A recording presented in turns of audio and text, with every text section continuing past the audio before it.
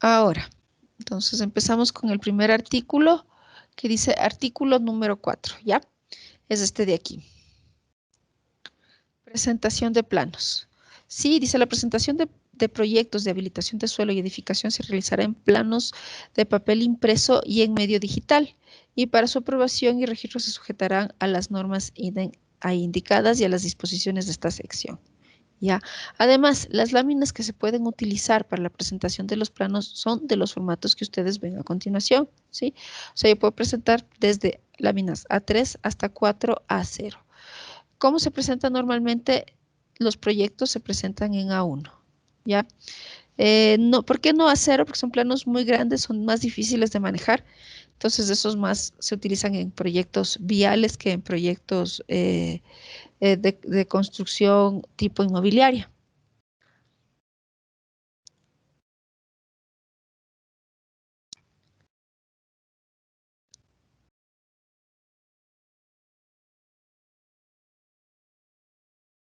Ya, en el artículo 6 ustedes ven qué nomás debería contener uno de estos planos. Ya, dice primero el cuadro de títulos, ¿sí? Luego los sellos y registros de aprobación. Dice todo plano de habilitación de suelo y edificación deberá llevar para su identificación un cuadro de títulos, el mismo que se ubicará junto al espacio destinado para sellos de aprobación. Ya, sellos de registro y aprobación. Los planos deben tener siempre este recuadro, ¿ya? Que puede tener una dimensión de 15 por 15. Claro, 15 es un máximo, pero digamos que es normativo. Debe ser de 15 por 15 el cuadrito de sellos. Sobre este cuadro de sellos o a un lado del cuadro de sellos puede ir el cuadro de títulos. ¿Qué nomás debe tener el cuadro de títulos? Aquí está la lista.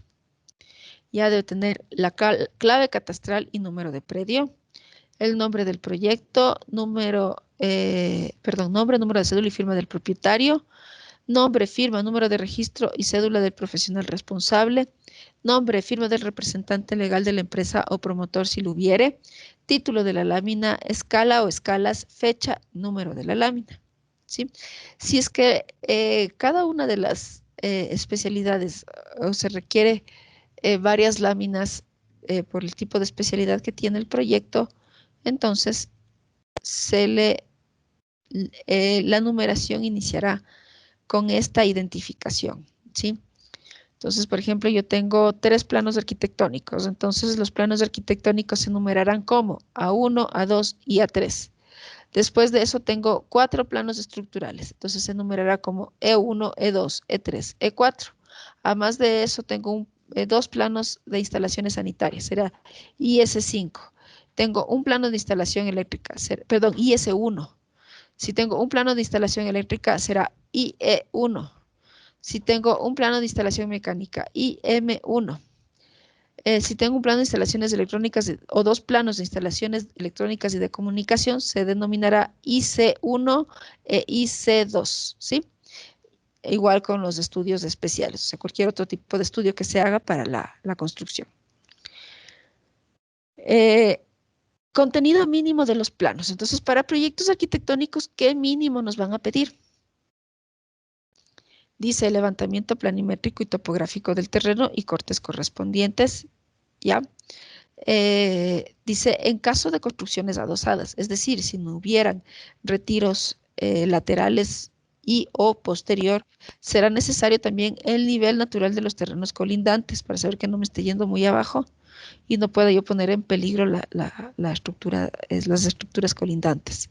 Cuando el predio limite con quebradas, o sea, producto del relleno de las mismas, se requiere la definición del borde superior de quebrada proporcionada por la Dirección Metropolitana de Catastro, ¿sí?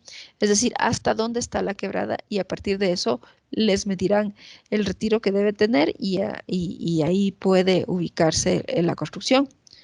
Plano de ubicación que debe abarcar una zona de 300 metros de radio con su correcta orientación y nombres de calles, avenidas y plazas. En casos necesarios deberán contener también coordenadas geográficas. Plano de implantación, en el que se notará claramente las medidas, ángulos del terreno, retiros, afectaciones y eje vial. Es decir, póngale en planta el perfil de la vivienda. ¿Ya? Cuadro de áreas. Aquí van las áreas arquitectónicas que deben ir dentro del plano, ¿sí? Plantas, dicen, deben ser dimensionadas del exterior, haciendo constar las medidas parciales y totales de los locales, espesores de muro, apertura de ventanas, puertas, ejes. Se tomará como referencia el nivel de la acera, como un 0,0, y de ahí podemos ir moviéndonos después del nivel de la acera. Dice, si existe la imposibilidad de dimensionar las medidas interiores hacia las cotas exteriores del dibujo, se lo hará de acuerdo a las particularidades del proyecto hacia el interior del mismo. Ya, también debo incluir cortes. Para los cortes serán presentados a la misma escala adoptada para las plantas y en número necesario para la claridad del proyecto. Deberán estar dimensionados e identificados los niveles de cada una de las plantas, así como el nivel natural del terreno. Entonces aquí está el dibujo. Dibuje su proyecto en planta y dibuje su proyecto en corte. Además de eso, presentar fachadas, planos de instalaciones. En planos de instalaciones, ¿qué se espera como mínimo que se presente? Instalaciones de agua potable, instalaciones sanitarias e instalaciones eléctricas. ¿Ya? Planos estructurales. Sí, entonces se deberá presentar también el plano el diseño estructural de la edificación.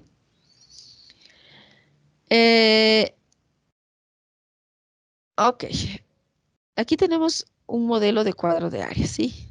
El piso, el nivel, el uso que se le da, unidades, si es que fuera más de una unidad, y el área útil total computable. Esto sobre todo es para proyectos, conjuntos habitacionales, por ejemplo, ¿sí? O edificios.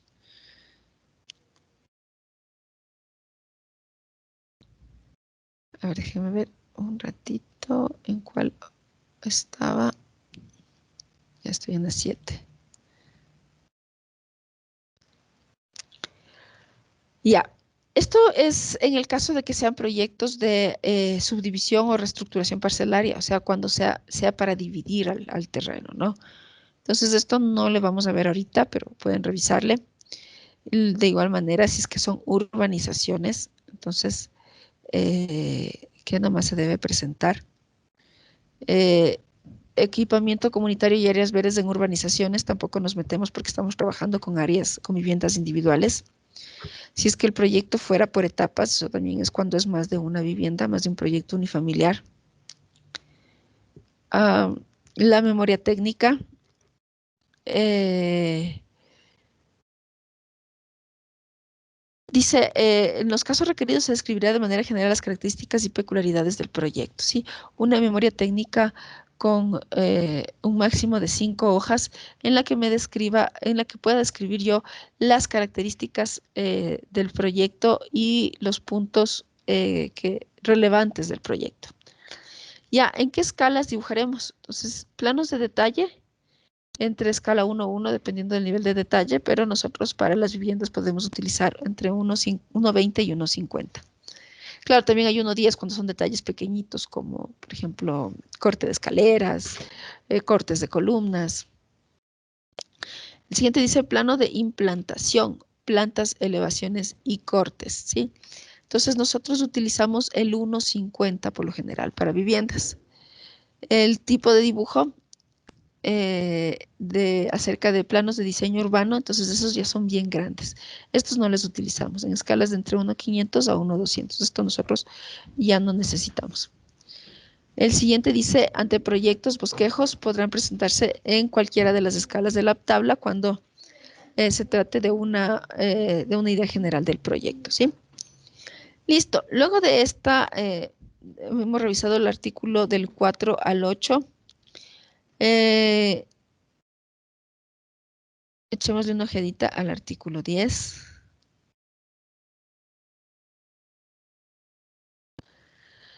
Ya, esto también revisarán, por favor, chicos. Dice, las habilitaciones del suelo deben observar las dimensiones y las superficies de los lotes establecidos en el cuadro número 10 que vamos a ver, de la ordenanza del plan de uso y ocupación del suelo u otro instrumento complementario y cumplir con las siguientes condiciones. Dice, tendrán un trazado perpendicular a las vías, o sea, el terreno debe ser trazado perpendicular hacia la vía, es decir, el lado más largo estará perpendicular a la vía. Tendrá una relación máxima frente-fondo 1:5, ¿sí? No lo hagan tan largo, eso es lo que quiere decir. Tendrán como mínimo la superficie y el frente de zonificación respectiva. O sea, dice que el lote debe tener, si es que dice lote mínimo en el IRM de 300 metros, pues el lote deberá tener mínimo 300 metros. Si es que el IRM dice frente mínimo 15 metros, pues el frente debería tener al menos esos 15 metros. Claro, aquí dan unas excepciones, dice una tolerancia del 10% en la superficie y el frente de los lotes en un máximo del 15% de la totalidad de los lotes proyectados en urbanizaciones. O sea, si voy a hacer una urbanización, tengo una salvedad para que me dan una tolerancia del 10% hasta en el 15% de los lotes. En subdivisiones se permitirá la misma tolerancia hasta el 50% de los lotes. Los lotes esquineros deberán planificarse con dimensiones y áreas que permitan desarrollar los coeficientes de ocupación del suelo. En el caso de sucesión o donación, se aplicará la tolerancia del 20% de la superficie, en la superficie y en el frente de todos los lotes. O sea, si es que yo voy a hacer una subdivisión porque es herencia, entonces, y me dice lote mínimo de 10 metros, entonces yo puedo tener aquí un lote mínimo de 8 metros, un frente mínimo, perdón, de 8 metros, porque me permite una tolerancia del 20% en el caso de donaciones. En el caso de lotes ubicados al frente de pasajes peatonales, se podrá asumir como frente el ancho total del pasaje, ¿sí? En el caso de lotes ubicados al final de vías, se podrá asumir como frente del lote la longitud de la curva de retorno que dé al frente del lote resultante. No se aceptará lotes en áreas urbanas en terrenos cuyas pendientes sean iguales o superiores a 30 grados. Es decir, terrenos muy inclinados, o sea, en áreas muy inclinadas, no se aceptará este tipo de lotes o de divisiones en este tipo de lotes. El siguiente artículo a revisar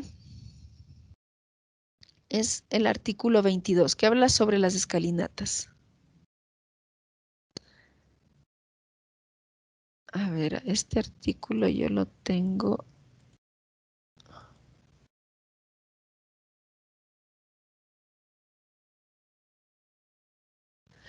Ya, este artículo de las escalinatas no son escalinatas dentro de la vivienda, son más para escalinatas fuera de la vivienda, ¿sí? Entonces, es interesante porque pone algunos puntos como espacio para la circulación de bicicletas.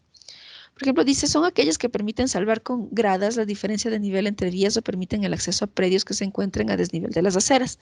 La circulación es exclusivamente peatonal y deberán incluir canaletas para facilitar el traslado de bicicletas.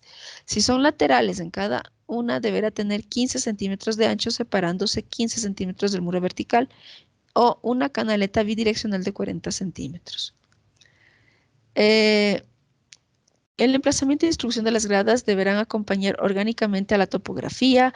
El máximo de gradas continuas será de 16 contrahuellas, luego de lo cual se utilizará descanso no menos de 1 metro, de 1 metro 20. La norma general, aquí está la norma general, aquí está una formulita para establecer el tamaño de huella y contrahuella. Ya, ¿qué quiere decir esto de acá arriba? Bueno, primero les doy el concepto de qué son escalinatas. Sí, se habla que las escalinatas no es para las escalinatas, las gradas en sí no son para bicicletas, no son para motos, no son para autos. Sin embargo, dice, incluya canaletas, o sea, incluya, eh, ustedes ven, aquí tengo las escalinatas y aquí tengo un espacio liso, un espacio, claro, que avance de acuerdo a la pendiente de la escalinata que me permite coger la bicicleta. La idea no es que me trepe aquí a la bicicleta y circule, sino más bien la idea es que si es que, a ver, estoy hablando de estas chiquitas de aquí, ¿no? Si es que yo voy en una bicicleta, puedo subir la bicicleta y con la mano hacerle bajar a la bicicleta, ¿sí? Porque es un espacio muy pequeño. Eh, estas pueden ser pegadas a los lados o pueden ser en el centro, ¿ya? Dice, eh, si son laterales, estas deberán tener 15 centímetros de ancho y se separarán 15 centímetros del muro vertical, ¿ya? Pero si son centrales, como no tengo muro vertical que me estorbe y tengo espacio libre, entonces puedo dejarle ya de 40 centímetros tranquilamente. Sí,